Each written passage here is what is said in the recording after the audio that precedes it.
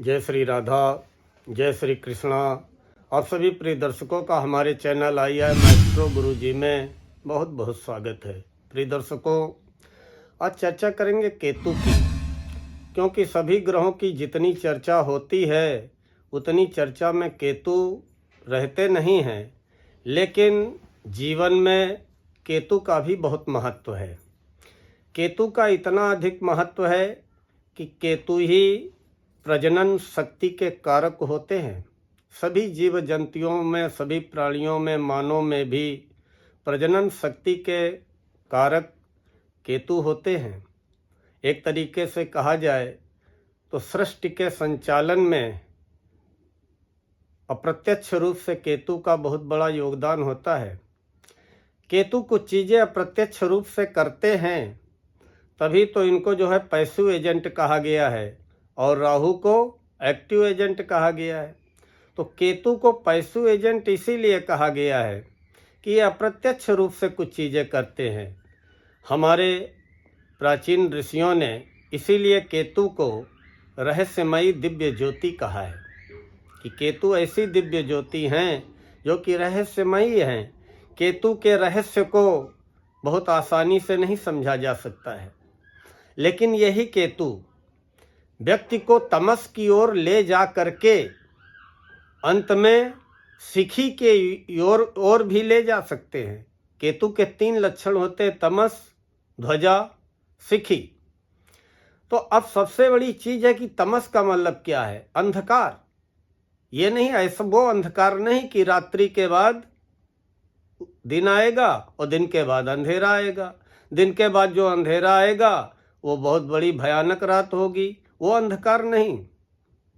वो अंधकार जो कि दैवीय शक्तियों को अपनी आवरण शक्ति से ढक ले, वो अंधकार। तभी तो काल सर्प दोष होता है तो व्यक्ति परेशान हो जाता है।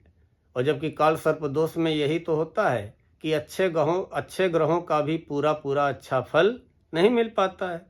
अर्थात अच्छे ग्रहों के पूरे फल को राहु केतु अपनी आवरण शक्ति के द्वारा उसको ढक देते हैं, रोक लेते हैं।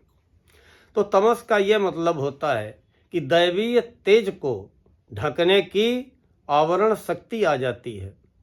और तमस का ये भी प्रभाव होता है, बहुत से जिनके केतु बहुत अच्छे होते हैं तो अहंकार भी केतु दे देते हैं जीवन में, और प्रभुता का घमंड भी दे देते हैं।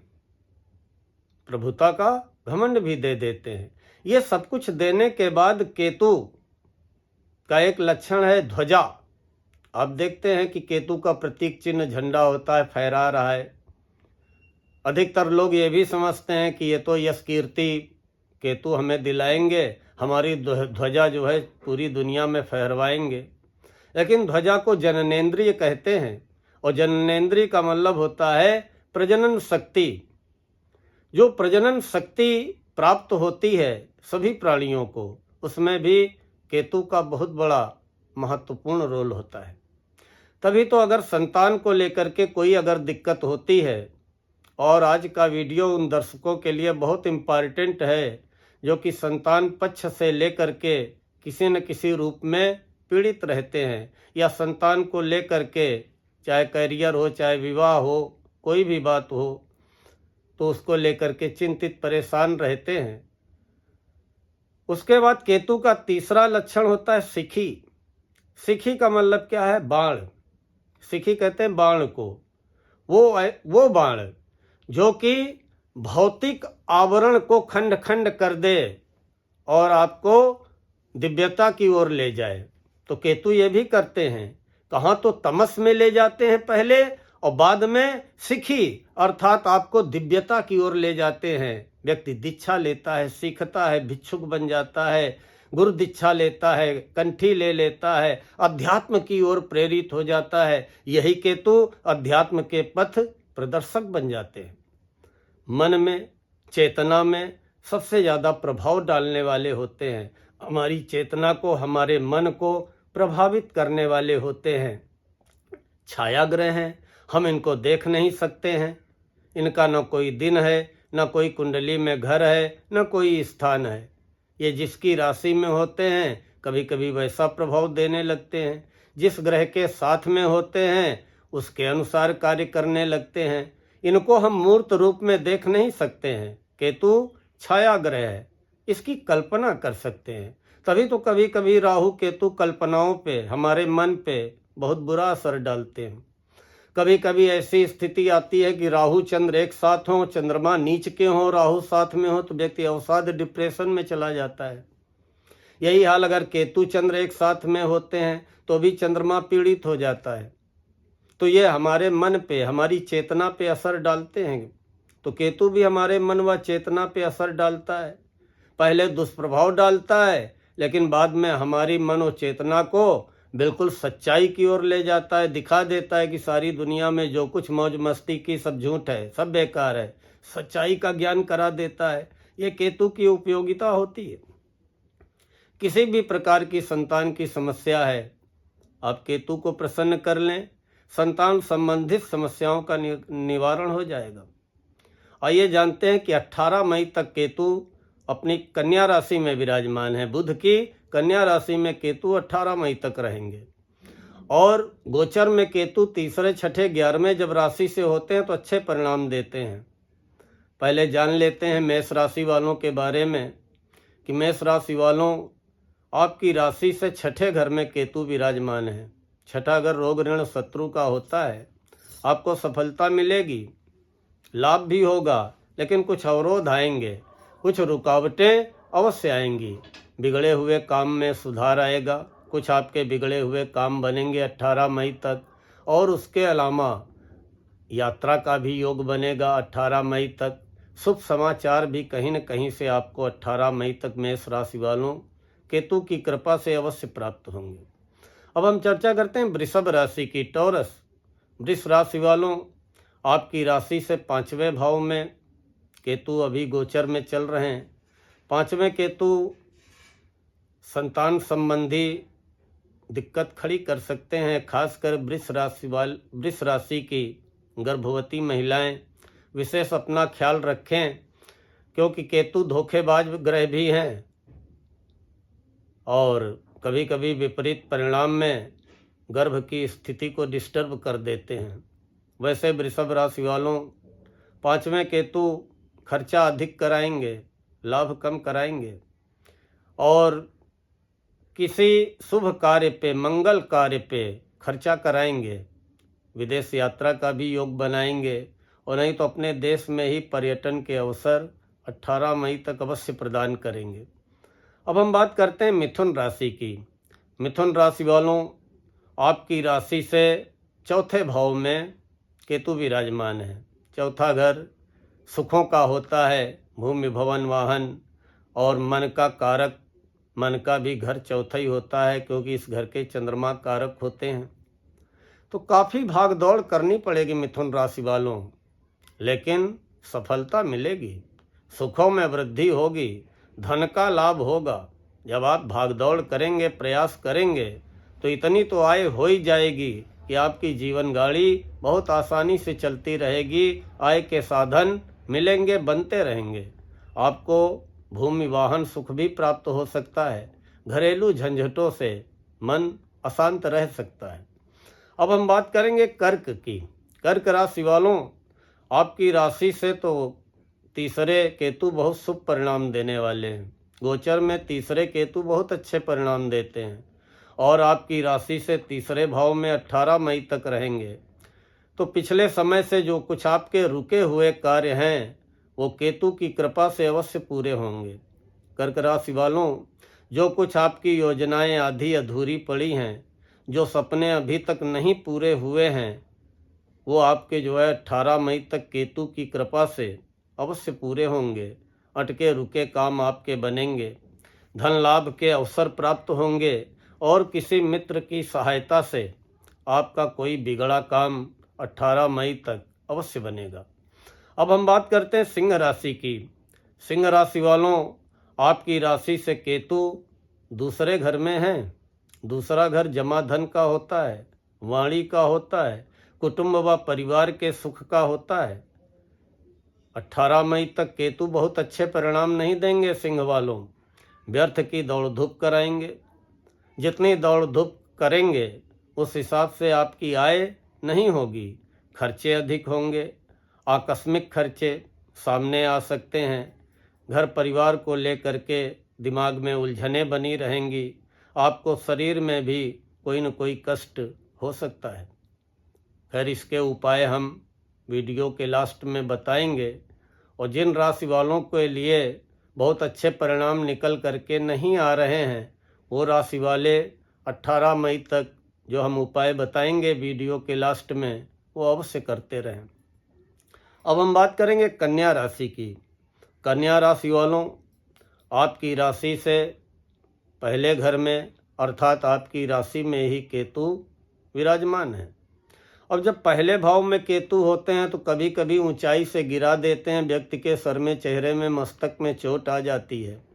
इसलिए कन्या राशि वालों, हमारी सलाह है 18 मई तक अगर आप कहीं किसी मॉल में हैं या किसी होटल में हैं या पार्टी लॉन में हैं, कहीं भी हैं, सीढ़ियाँ उतरते समय, ऊंचाई से नीचे आते समय सावधानी बरतें, अपने क्रोध पे नियंत्रण रखें। व्यय की अधिकता रहेगी, खर्चे ज़्यादा रहेंगे, आय कम होगी, मन में कुछ अशांति भी आ सकती है। आपको लगेगा कि हमारे ये बनते हुए कामों में रुकावट आ रही है, ऐसा एहसास होगा आपको। बने बनाए काम अचानक आपको रुकते हुए से प्रतीत हो सकते हैं। अब हम बात करेंगे तुला राशि की। तुला राशि वालों, आपकी राशि से 12वें घर में केतु हैं। द्वादश भाव के केतु भी बहुत अच्छे नहीं माने गए हैं, लेकिन द्वादश भाव विदेश का होता है, बाहरी संबंधों का होता है, दूर दराज के क्षेत्रों का होता है। ऐसे केतु अचानक 18 मई तक हवाई यात्रा भी करा सकते हैं, और दूर दराज के क्षेत्रों में अगर आप जाते हैं तो वहाँ पर आपकी यश कीर्ति पताका भी फहरा सकती है, लहरा सकती है, अर्थात आपको विजय की प्राप्ति भी दिला सकते हैं। लेकिन अधिकतर बार में केतु व्यय का खर्च कराते हैं, मानसिक चिंता भी देते हैं, कभी कभी यात्रा में असावधानीवश कोई नुकसान भी हो जाता है। उसके अलावा जो है कोई शरीर में कष्ट भी पैदा हो सकता है, तनाव मन में देते हैं, परिवार में उलझनें भी दिखाई देती हैं, या पारिवारिक ऐसा माहौल रहता है कि दिमाग उलझनों से भर देते हैं। अगली राशि है वृश्चिक। वृश्चिक राशि वालों, आपकी तो राशि से 11वें घर में केतु विराजमान है, और 11वें केतु बहुत अच्छे परिणाम देते हैं, बहुत अच्छे परिणाम देते हैं। निश्चित ही आपकी राशि से 11वें केतु वृश्चिक राशि वालों आपके लिए तो आय व लाभ के रास्ते खोल देंगे। 18 मई तक एकाएक केतु 18 मई तक एकाएक केतु निश्चित है कि आपकी आय व लाभ में वृद्धि कर देंगे। आपको सारे सुख साधनों में वृद्धि करेंगे, सारे सुख साधन वृश्चिक राशि वालों मिलेंगे। भूमि भवन वाहन सुख आपको मिलेगा, आपके आय व लाभ में वृद्धि होगी, सुख में वृद्धि होगी, यश मान सम्मान की प्राप्ति होगी, और संघर्ष करना पड़ेगा। ये ना सोच लेना कि बैठे बैठाए मिल जाएगा। वृश्चिक राशि वालों, अगर आप संघर्ष का मतलब प्रयास, परिश्रम जितना कर लेंगे उतना ही आपकी इनकम में वृद्धि होगी। और ये केतु जाते जाते अचानक आपको आय व लाभ तो चमत्कारिक रूप से अवश्य कराएंगे। अब हम बात करते हैं धनु की। धनु राशि वालों, आपकी राशि से 10वें भाव में केतु हैं, और 10वां घर कार्यक्षेत्र का होता है। अपने काम धंधे को लेकर के उतार चढ़ाव का सामना करना पड़ सकता है, या काम धंधे को लेकर के, नौकरी को लेकर के मन में असंतुष्टि के भाव आ सकते हैं। सहकर्मियों से मतभेद की स्थिति आ सकती है। आपको ये भी लग सकता है 10वें केतु के कारण कि हमारे अपने ही लग रहा परायों जैसा बर्ताव कर रहे हैं क्या। अब हम बात करते हैं मकर की। मकर राशि वालों, आपकी राशि से 9वें भाव में केतु हैं। 9वां घर भाग्य का होता है। कभी तो आपको लगेगा कि मेरा भाग्य बहुत अच्छा चल रहा है, कभी लगेगा कि नहीं, अब तो मेरा भाग्य काम ही नहीं कर रहा है। अर्थात भाग्य में उतार चढ़ाव, अवरोध का सामना करना पड़ सकता है। संघर्ष आप बहुत कर रहे हैं, धन प्राप्ति के खूब प्रयास कर रहे हैं, लेकिन जितना संघर्ष, जितना प्रयास, परिश्रम कर रहे हैं, अभी उसका पूर्ण प्रतिफल आपको नहीं मिल पा रहा है। मकर राशि वालों, दुर्घटना से चोट चपेट की संभावना है। 18 मई तक सावधान रहें, लेकिन वाहन आदि खरीदने के भी योग बन रहे हैं। हो सकता है कि 18 मई तक किसी वाहन पे आपको खर्च करना पड़े। अब हम बात करते हैं कुंभ की। एक्वेरियस, कुंभ राशि वालों, आपकी राशि से अष्टम भाव में केतु हैं। अष्टम भाव के केतु स्वास्थ्य को खराब करते हैं, आर्थिक स्थिति कमज़ोर करते हैं, आकस्मिक खर्च सामने ला देते हैं। वो आकस्मिक खर्च के कारण घर में, परिवार में, आपके स्वयं के दिमाग में उलझनें आ जाती हैं, स्वास्थ्य को भी खराब कर सकते हैं। तो अभी ये केतु की स्थिति 18 मई तक आपकी राशि से 8वें घर में बहुत अच्छी नहीं है। अब हम बात करते हैं मीन राशि की।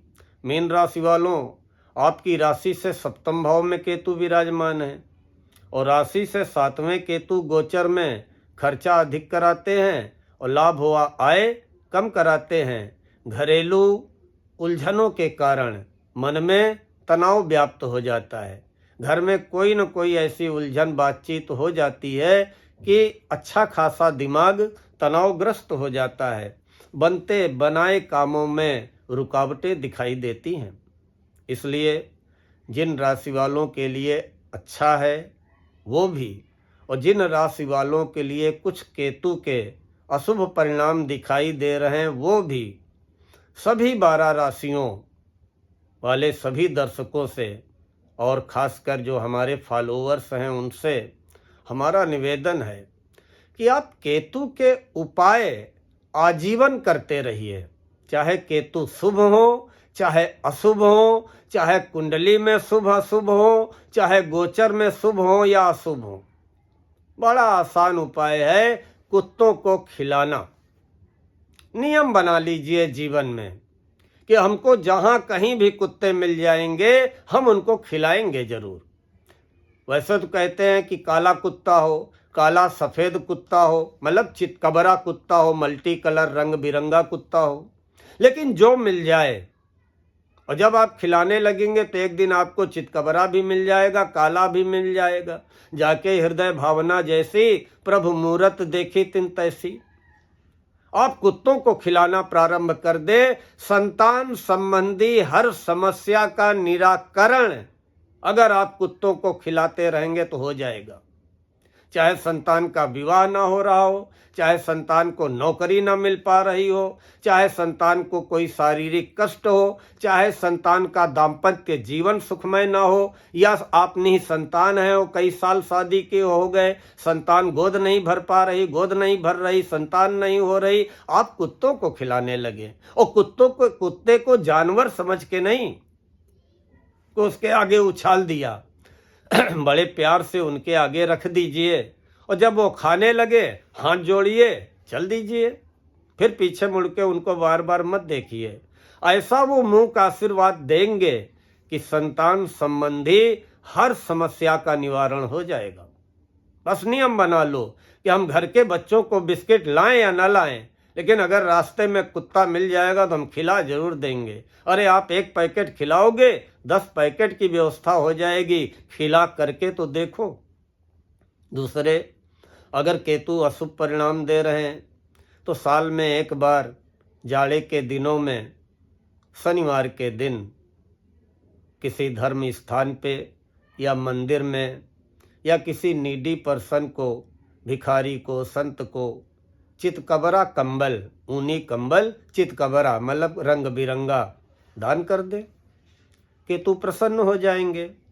काले कपड़े में थोड़े से काले तिल और सफ़ेद तिल मिला करके छोटी सी पोटली बना लें, शनिवार को बहते जल में प्रवाहित कर दें। गणेश जी का पूजन करते रहें, केतु प्रसन्न रहेंगे, केतु की कृपा प्राप्त होती रहेगी। हमारी फलित ज्योतिष में भी कहा गया है कि पहले, तीसरे, छठे, 9वें, 10वें, 11वें केतु विवाह का योग बनाते हैं, संतान का योग बनाते हैं, सुख दिलाते हैं और अध्यात्म की ओर मन को प्रेरित भी करते हैं। ये भी एहसास करा देते हैं कि अरे सब बेकार है, चलो अपनी जिम्मेदारी निभा लो, बाकी सच्चाई तो वही परम पिता परमात्मा है, वो दिशा भी केतु दिखाने वाले होते हैं। इसलिए आप कुत्तों को खिलाते रहें। फिर मैं दोबारा कह रहा हूँ कि आपकी हर संतान संबंधी समस्या का निवारण हो जाएगा और जैसा आप संतान से अपेक्षा कर रहे हैं वैसे ही परिणाम आपको प्राप्त होने लगेंगे। प्रिय दर्शकों, हमें विश्वास है कि आप सभी को आज का ये वीडियो पसंद आया होगा।